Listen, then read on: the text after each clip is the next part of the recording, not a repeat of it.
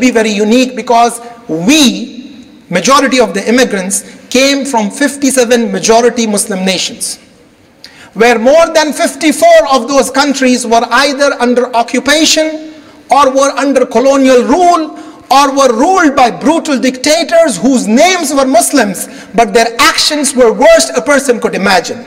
So for the first time, Allah subhanahu wa ta'ala gave us this opportunity to thrive and to grow in a very pluralistic society, in a very vibrant democracy. That's why we have so many positive stories to share. Whenever American Muslim narrative will be written, I'm very optimistic, inshallah, that narrative will be very positive. 80,000 Muslims today, serving as doctors, nurses, medical technicians, saving lives every single day. This is the beautiful story that we need to share with our fellow Americans. The governor of Ohio is on record to say that if American Muslims in the state of Ohio leave the state of Ohio, there'll be a serious medical emergency in the state of Ohio. These are the contributions. This is the positive impact that American Muslims are making on our society. This is the story that we need to share. You go to any given setting, ask people to raise their hands. Every fifth or sixth person is an engineer. It was Dr. Fazlur Rahman Khan who gave America the two tall buildings that still stands at the shores of Chicago, Sears Tower and Hancock Building. Not only he gave the two tallest buildings, but he gave the entire world that formula that helped them to put skyscrapers. This is the contribution of American Muslims that needs to be recognized and that needs to be shared. Because if we don't tell our story, somebody else is telling our story. That is not correct, that is not accurate, that is not presenting the facts. The 6.5 to 7 million American Muslims every single year give more than $1 billion in charity. Every single year they give more than $1 billion in charity. All you have to do is go and check all the 990s of all the foundations and charities and look at the 2,200 plus masajids who are collecting zakat and sadaqah money and put together. You will be amazed to see that this is the generosity of our brothers and sisters. This money is not only helping causes in Somalia or in Syria or in Palestine or in Burma, but when there is tornadoes in Garland, Texas, when there is a serious water crisis in Flint, Michigan, when there are fires in California, when there are floods in Louisiana, when there are heavy rains in Houston, there are charities and humanitarian organizations like Islamic Relief, like Amud Foundation, and others who are in the forefront responding to these tragedies. These are the stories that we need to share. If we don't tell our stories, somebody else is going to tell our story which is not correct and which is not accurate. Don't let anyone tell you that Islam is a new phenomena in America. When the slaves were brought from Africa, unfortunately 30% of them were Muslims. We have documented evidence, research done by people like Dr. Suleiman Niang and others, who have documented how these individuals used to practice their faith very secretly. 30% of those slaves were Muslims. Thomas Jefferson bought his translation of Quran in 1765. Every year when we used to go for iftar at the White House, they used to bring the two translations, the two volumes of this translation from the Library of Congress to the White House so that they could display to the guest who would come for the White House iftar. My brothers and sisters, don't let anyone tell you that Islam is a new phenomenon. When I accompanied President Obama to Islamic Society of Baltimore last year, he said something very profound over there. And you should share this with all your family members, especially with our children. Over there, he said, in this great nation of ours, you are not an American or a Muslim. You are an American and a Muslim. This is something that we have to remind ourselves. My brothers and sisters, today we live in America, where words such as Ramadan, Hajj, Eid, Juma, Zakat are no longer words from the Arabic vocabulary. These are mainstream American words. And Muslims today are serving as doctors, as engineers, as lawyers, as professors, as honest businessmen. You will find Muslims as poets, as politicians, as artists, as firefighters, as individuals who are protecting the nation by serving in the US Armed Forces. This is the story. We take a great pride that Ibtihaj Muhammad, a Muhajjiba, represented us in the Olympics. We take a great pride that Hussein and Hamza Abdullah share our faith. We take a great pride that during the victory parade, Hakim ul Ajwan stopped the entire parade so that he could go and pray Jummah. These are our Muslim heroes, and this is who we should all recognize.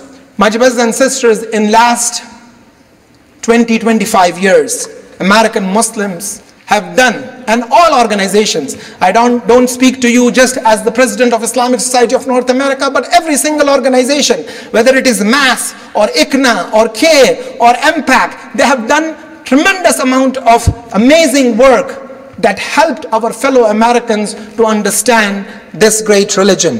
Allah subhanahu wa ta'ala in Surah Al-Ma'idah reminds us where He says, وَتَعَاوَنُوا عَلَى الْبِرِّ وَالتَّقْوَى وَلَا تَعَاوَنُوا عَلَى الْإِثْمِ وَالْعُدْوَانِ وَاتَّقُوا اللَّهَ إِنَّ اللَّهَ شَدِيدُ الْعِقَابِ. Help one another in righteousness and piety, and do not help one another in sin and transgression, and fear Allah. Indeed, Allah is severe in punishment. On one side, Allah subhanahu wa ta'ala is Ghafur Rahim. On the other side, He is very severe in punishment. I would like to quote a legendary figure, Muhammad Ali, who passed away last year. He used to say, "He who has not courageous enough to take risks will accomplish nothing in life." I repeat, he who is not courageous enough to take risks will accomplish nothing in life. So my dear brothers and sisters, we have a very rich history in this country where we have to take a great pride and share our story. Now coming to this topic of challenges, Islamophobia is no longer a phobia anymore. Islamophobia is a reality. It is a thriving industry where more than $226 million have been tracked that came directly from a handful of foundations. This does not include the individual contributions. We know that there are individuals who are in the forefront. I would use this word very responsibly as ringleaders. People like Frank Gaffney, Daniel Pipes, Steve Emerson, Robert Spencer, David Yerushalmi, who introduced Sharia bill in more than 21 states.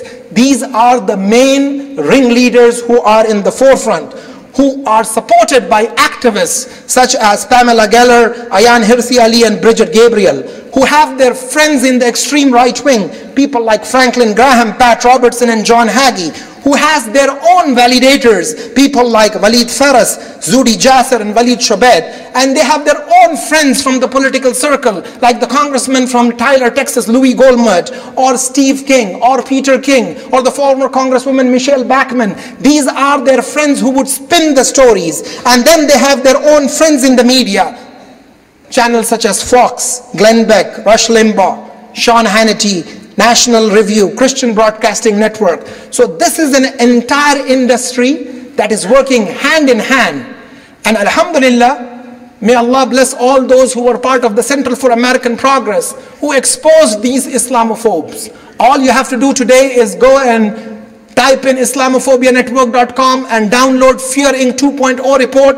It will tell you the names of the foundations, the name of the individuals, those people who are funding this industry, and those individuals who are executing this work. They have one single agenda: to stop the advancement and growth of American Muslims. My dear brothers and sisters, these challenges are real and it's happening, and we have to do our part. Allah subhanahu wa ta'ala reminds us in the Holy Quran where He says, وَمَكْرُ اللَّهُ وَاللَّهُ خَيْرُ الْمَاكِرِينَ, and the disbeliever plotted, and Allah subhanahu wa ta'ala plotted too, and Allah is the best of those who plot. My dear brothers and sisters, since I have very little time, I would like to give you this message, that as the ummati of the Prophet sallallahu alaihi wasallam, we have no choice but to be optimistic. Fear, F-E-A-R, stands for forget everything and run, or face everything and rise. As Muslims, we have no choice but to face everything and rise And inshallah, we all together shall overcome this challenge. 53 years back, Malcolm X, Malik Shabazz, he said, the biased media is the most powerful entity on earth.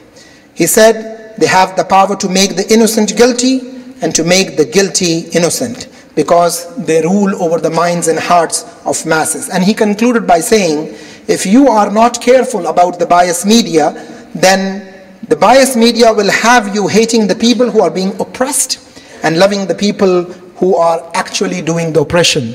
This was true 53 years back, and this is true today. In conclusion, I would like to share with you what can we do as a community to confront this challenge. We have many models, and if you just look back 60, 70 years back in this country, you will find Catholics exactly in the same position as we are in today. But what they did, they invested in 5 different areas: religion, family, education, economy, and civic engagement. As a result, in 60 years, today you will find the highest number of elected officials in America are Catholics. The highest number of hospitals in America are run by Catholics. The highest number of colleges and universities in America are run by Catholics. Out of the 8 Supreme Court judges, 5 of them are Catholics. So in 60 years, they were able to confront and change the perception that existed about them, because they invested in religion, family, education, economy, and civic engagement. And we have this responsibility, my dear brothers and sisters, to focus on these areas and try to bring this positive change in the society, because unfortunately there are many misconceptions, misunderstandings that exist about us and about our faith. The good news is that on February 15th, Pew came up with another research paper that tells us that even though we are facing all this negativity and hostilities, still the approval rate among Muslims have grown, and it has passed the 45% mark. For the longest period of time after September 11, it was between 30 to 32%. So this tells you that if we all make a collective effort, definitely we will be able to bring a positive change. I remind myself and then to you, do not underestimate the power of dua. Continue to make dua, as once a wise man said, everybody wants their prayers to be answered on time, but very few actually pray on time. So continue to make dua and continue to do your part. Each one of us has a very important role to play. So let's hope and let's pray that together we will be able to bring this positive change. وَتُوبُوا إِلَى اللَّهِ جَمِيعًا أَيُّهَا الْمُؤْمِنُونَ لَعَلَّكُمْ تُفْلِحُونَ يَا أَيُّهَا الَّذِينَ آمَنُوا تُوبُوا إِلَى اللَّهِ تَوْبَةً نَصُوحًا.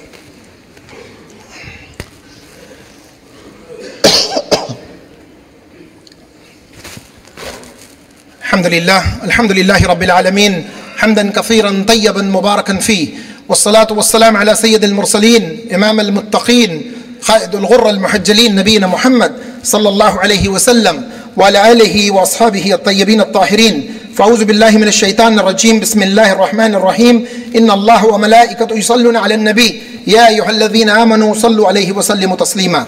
اللهم صل على سيدنا محمد وعلى آل سيدنا محمد كما صليت على إبراهيم وعلى آل إبراهيم إنك حميد مجيد. اللهم بارك على محمد وعلى آل محمد كما باركت على إبراهيم وعلى آل إبراهيم إنك حميد مجيد. My brothers and sisters, in just 2 or 3 minutes I will conclude my khutbah. I know the great scholar Sheikh Fakhruddin Razi rahimahullah, he used to say everything on this earth can be divided into 2 except time.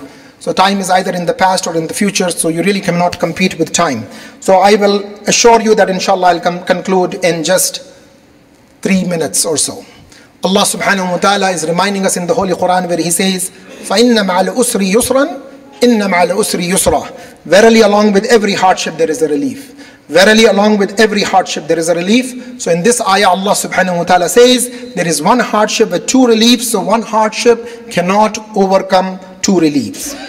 This change will happen if we all make a collective effort.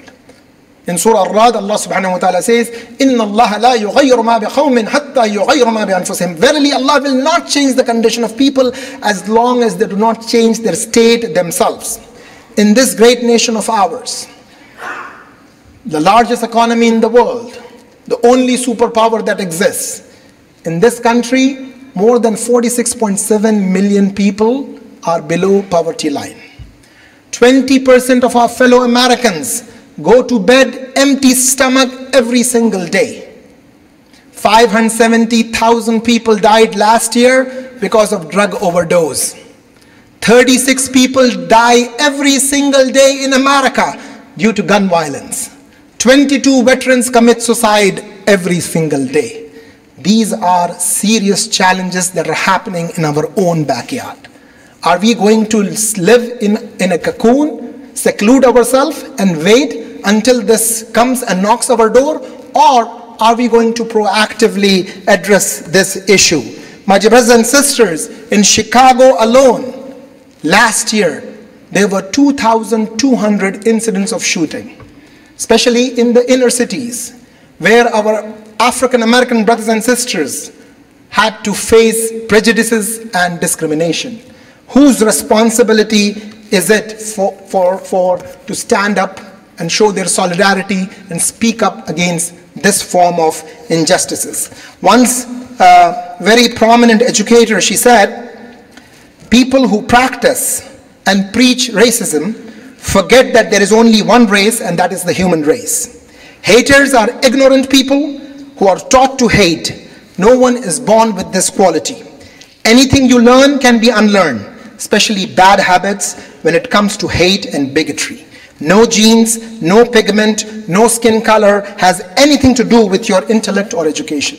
So my dear brothers and sisters, unless and until we study and look at many models which is in front of us, there is the African American community, there is the Catholic community, there is the Irish community, and there are other communities who went through this challenge. And today it is our turn, and we have to basically commit ourselves. Each one of you has an important role to play. We have to commit ourselves to bring a positive change. And inshallah, together we will see a positive change coming up. Before I conclude, I want to remind all of you that tomorrow there is a very important event that is being held by ESCO, an organization that is doing important work in India. India is the home to the second largest Muslim population in the world. And if you think Trump is a bad guy, the current Prime Minister, just multiply that by 50 or 100 times. That is the person who is leading this country, who has deep hatred towards Islam and Muslims. No matter how well he presents himself, that still remains a fact. People can differ on opinions. Opinions are okay. Opinions do not change facts. This is a reality. This organization, ESCO, is helping in the area of education, self-employment, healthcare, and social welfare. A very prominent scholar and leader from India, Maulana Mahmood Madani, will be the keynote speaker. So please come and join us tomorrow at 7 p.m. at the Embassy Suites Hotel in Irving and support the important work. Also, my dear brothers and sisters, I want to appeal to you. Next week, our masjid, this masjid, Islamic Center of Irving, they are doing their fundraising dinner.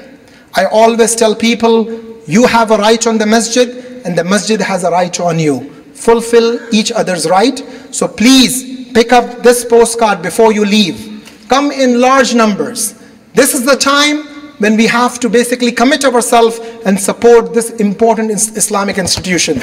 This masjid is your masjid, is my masjid, and we have to do our part. Last but not least, Islamic Society of North America, the oldest Muslim organization in the country, will have an event on April 22nd, and they are doing a series of events around the country under the theme Power of Faith. So please make sure you pick up the flyer before you leave and support all these important causes, all these important work that these Muslim organizations are doing. May Allah subhanahu wa ta'ala accept from all of us. I will make the dua. Please say Allahumma ameen. Allahumma anta salam wa minka salam. Tabarakta Rabbana wa ta'alita ya zal jalali wal ikram. ربنا آتنا في الدنيا حسنة وفي الآخرة حسنة وقنا عذاب النار وقنا عذاب القبر وقنا عذاب الحشر وقنا عذاب المرز وقنا عذاب الميزان. ربنا افرغ علينا صبرا وثبت أقدامنا وانصرنا على القوم الكافرين. اللهم أعنا على ذكرك وشكرك وحسن عبادتك. اللهم أعز الإسلام في كل مكان. اللهم انصر المسلمين وفي كل مكان.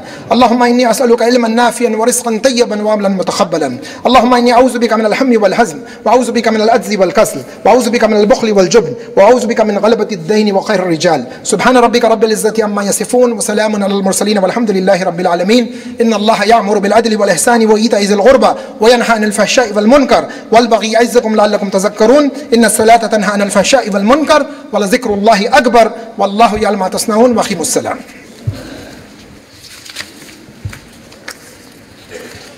Right or left, which has many open spots, so that the people who are standing outside can join us.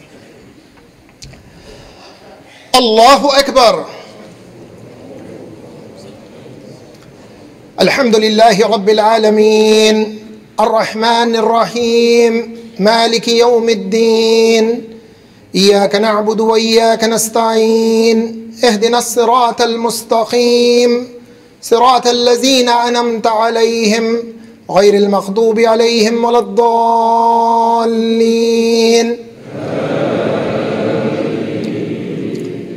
ألم نشرح لك صدرك ووضعنا عنك وزرك الذي أنقض ظهرك ورفعنا لك ذكرك فإن مع العسر يسرا إن مع العسر يسرا فإذا فرغت فانصب وإلى ربك فارغب.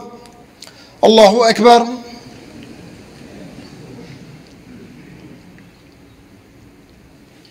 سمع الله لمن حمده. الله أكبر.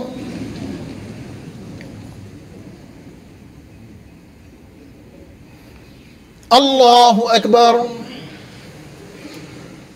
الله أكبر.